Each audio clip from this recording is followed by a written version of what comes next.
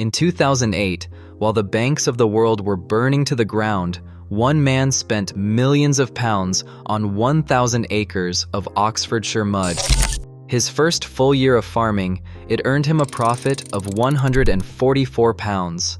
The entire industry laughed. Today, that same stretch of dirt sits at the center of a food and drink empire built around a brewery, growing faster than almost any private company in Britain.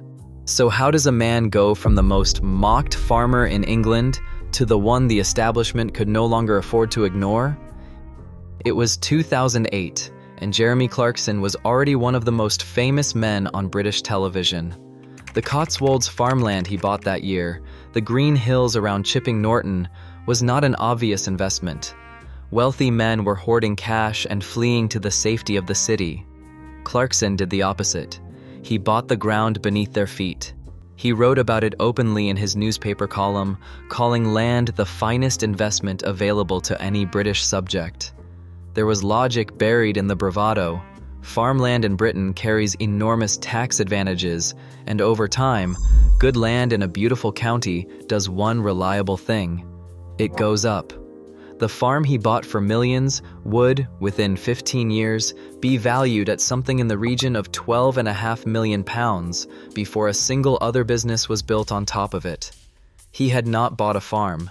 He had bought a foundation. For a decade, a local man ran the place while Clarkson filmed elsewhere. Then, in 2019, the farmer retired, and Clarkson decided to run it himself. He had no training, no qualifications, and by his own admission, no idea what he was doing. And here is where almost everyone misread what was happening. The farming failed, spectacularly and publicly. The crops drowned. The sheep escaped. The famous 144-pound profit became a national punchline. But Clarkson had quietly understood something his neighbors never would. The failure was not the problem.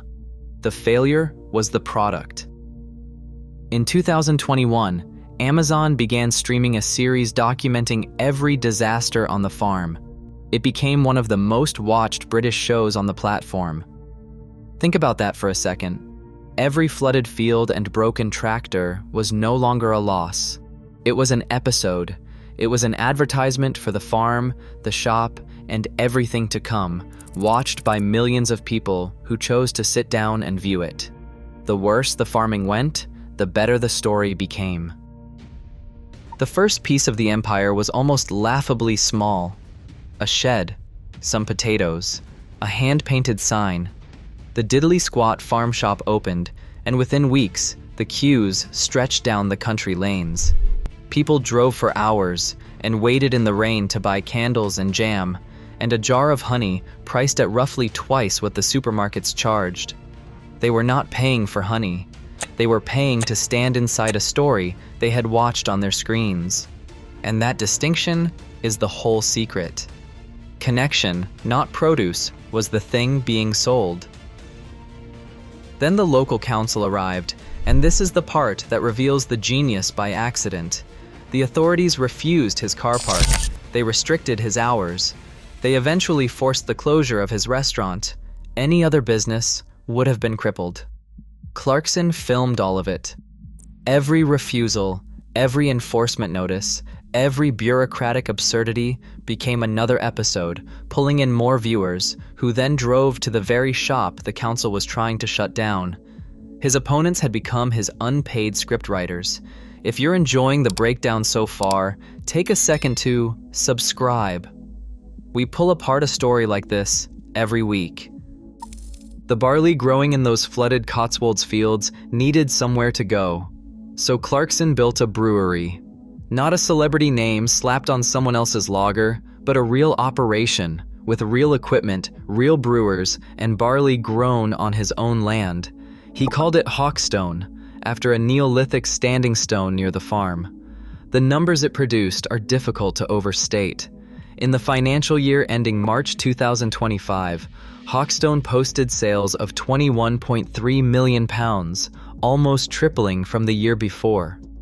That growth rate placed it 23rd on the Sunday Times list of the fastest growing private companies in the entire country. The beer is now stocked in major supermarkets and more than 2,000 pubs. The workforce more than doubled in a single year. That is the kind of number that makes accountants weep, and the model underneath it is the same one that built the shop. Clarkson refused to license the brand and walk away. The barley, the brewing, the story, and the man are inseparable. You cannot buy one piece without buying all of it, which is precisely the point. The final piece arrived in 2024, and it looks, on paper, like a mistake. Clarkson bought a derelict country pub, renamed it the Farmer's Dog, and made one ferocious rule. Every single ingredient had to come from British soil. No cola, no coffee, no black pepper. A pub built deliberately to be more expensive and more difficult to run than any of its rivals. It loses money on the food. Clarkson has admitted as much, openly. So why do it? Because every customer who walks in eats a meal sold at a loss, then washes it down with Hawkstone beer sold at full margin. The pub is not a restaurant. It is a tap, pouring the highest profit product in the empire, and the loss on the plate is simply the cost of getting people through the door. And now you can see the whole machine. The show drives people to the shop sells the story sells the beer flows through the pub becomes content for the next series of the show. Each part feeds the next, and the more public the struggle, the faster the whole thing turns.